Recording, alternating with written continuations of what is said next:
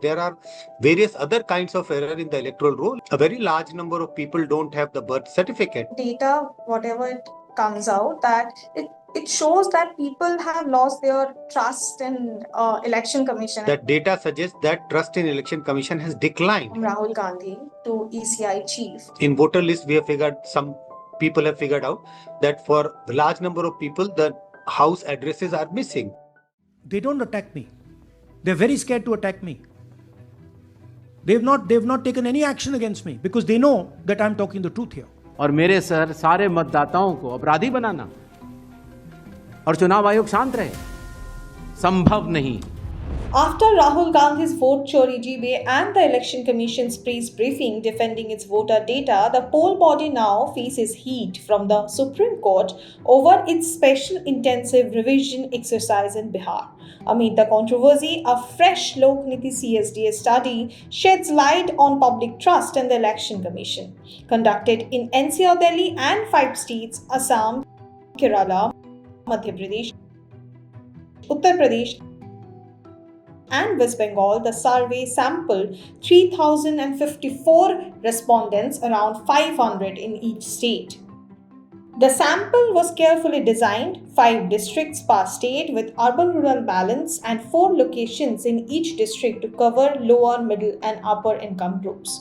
Representation included 44% women, 48% urban voters, 18% Dalits, 7% Adivasis, 12% Muslims and 5% Christians. So, are people really losing trust in the ECI?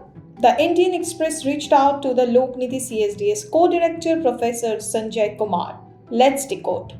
The thing is that the states you have mentioned, the 6 states, I think that we have, if we go through the survey, there is the main thing that most of the people couldn't produce the birth certificate. I think that's the most challenging thing, and I think it's in highest in Madhya Pradesh, and after that there's Bengal and Uttar Pradesh. So actually, is there any possibility to get these documents any which way or something like that? I'm not sure whether there is a possibility of getting these documents or not. This is a perception survey. So what we did, there is a mix of what actually people have and what is the perception about this whole exercise. You rightly pointed out that a very large number of people don't have the birth certificate, and a much larger number of people don't have their father's and the mother's birth certificate. So we did ask a question, do you think obtaining a birth certificate and other document is going to be easy or difficult? And a very large number of people said obtaining these documents in a short span of time is going to be difficult. So this is their perception. I'm not sure whether they will get it easily or they will have difficulty. But I think perception comes from the experience. While obtaining other documents, they may have experienced difficulties, and that is why they are saying obtaining the birth certificate in a short span of time may be difficult. So, I mean, there is any option that Aadhaar as identity proof to ensure the universal franchisee or something like that way? That's the demand by the opposition parties, that Aadhaar should be treated as a proof of identity of the voters to be registered in the electoral roll. Election Commission has initially mentioned 11 documents, and Aadhaar was not one of those documents. The Supreme Court has recently mentioned that Aadhaar should be treated as one of the documents. Aadhaar, if you go by the numbers in the survey, a very large number of people, almost everyone has an Aadhaar card in all these states. So if you make Aadhaar as a proof of identity, then this problem of people getting disenfranchised will not come up, because they will have a document in the name of Aadhaar to show and get their name registered in the electoral roll. So I mean, the data, whatever it comes out, that it shows that people have lost their trust in election commission, and I think the UP is the highest in that, and the next is the West Bengal. I think it's from 2019. If we consider it, I think West Bengal is just dropped it in 48%, something like that. So what's your note? It is a wrong reading of the data that people have lost trust in election commission. While it's true that data suggests that trust in election commission has declined, it has come down. It is not that people have lost trust. still a majority of the people in all these states have a very high degree of trust in election commission. But on the other hand, if you look at the number of people who do not trust the election commission, their numbers have increased between 2019 till 2025, the recent election. I mean, the picture is a little bit worrying. I think it's something because in our country, I think giving a vote, it's something like, a festival for us. It's like to giving a vote with a pride or something. So, do you think that it's this image is gonna hamper with this? I don't think that the exercise which is being held now, SIR, will have any impact on the mood of the people on the election day, the festivity. When on the election day, you will still find people voting in same, jubilant manner. They go well dressed up on the election day. They go to the polling station to cast their vote. People meet each other. So I don't think this SIR exercise will have any impact on the festivity mood among the people on the election day. Do you think that people have that come up with that fear that maybe they could lose their right to vote or something? See, as I mentioned earlier, if you don't treat Aadhaar as a proof of identity, then there is a fear that sizable number of people might lose their voting rights because they will not be able to register themselves as voter. But once it is accepted by the Election Commission, Aadhaar is accepted as a proof of identity by the Election Commission, this will not be an issue. This will not be a problem because large number of voters will be able to produce their Aadhaar card and they will be able to register themselves as voters. So, do you think that there should be more engagement with the booth level officers in that way so that people get to know and used to with the process? I think the onus is more on the part of election booth level officials because as a voter, you as a voter, me as a voter, we don't have the the know-how of the booth level officers. Where are they? Where do I meet them? So if there is a system which is set up that booth level officers can be approached easily, then it might help. Some booth level officers are very active. They send you the form. They make sure that the form is collected from your place. In some cases this happens, but I'm sure if there is a mechanism which is devised so that booth level officials are able to interact with the people more frequently, then registration of voters will be more simpler, more faster, and more accurate.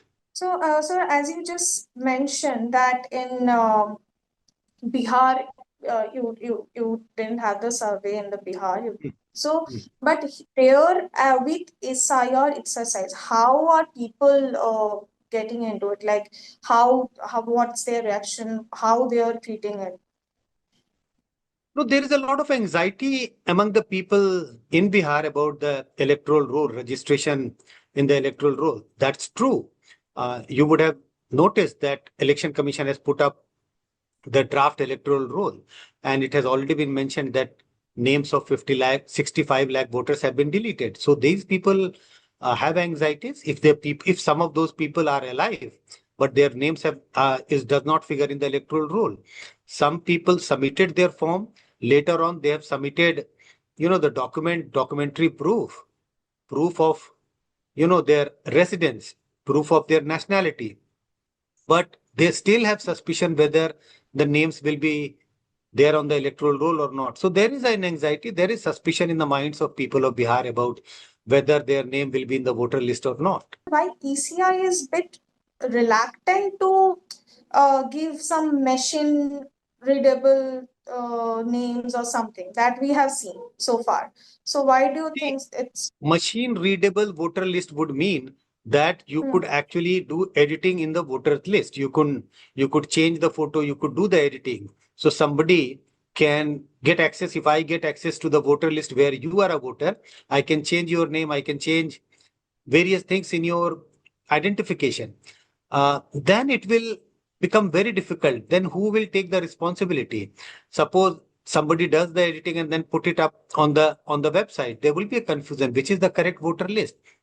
I think that's the reason why Election Commission is not easily willing to put out or give to the people the editable voter list or what they call machine readable voter list. So you think their idea is valid in that way? In this respect, it is certainly valid that the identity of the voters, the electoral roll is that there is a sanctity of electoral roll.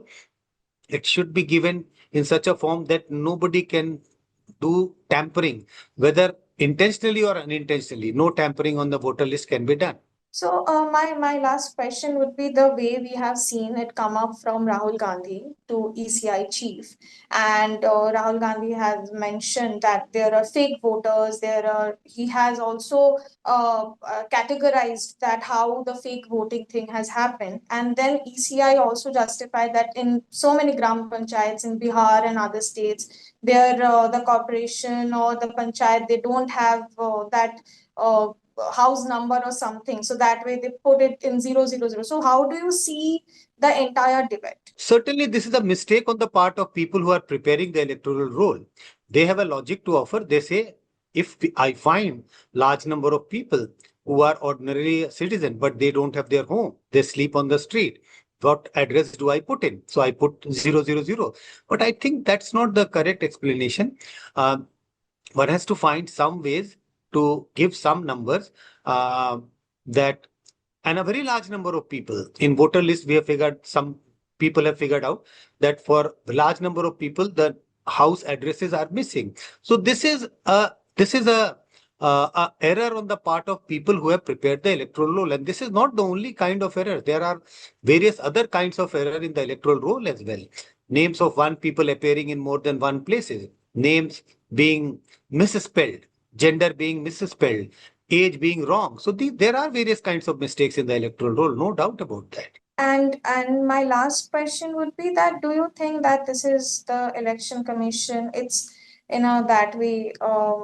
I shouldn't see the term as sunken trust or something, but do you think so that it is how it is now going on, that people just the reputation of election commission, it's a little bit changed, or in a different way? So you're right.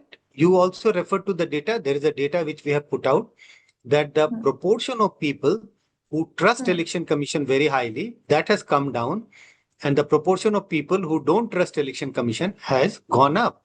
So certainly there is a change in perception among the people about the election commission, how they look at the election commission. Trust in election commission is going down, and people also have anxieties whether the SIR which is being conducted in Bihar will produce desirable results, whether names of people who should be whose name should be there on the electoral roll will be there or not. So there are anxieties among the people, and there is a decline in the trust people have in the election commission. Thank you, sir. Thank you so much for joining with us. That Thank you. was the. Thank you so much, sir. Thank you. Thank you. Thank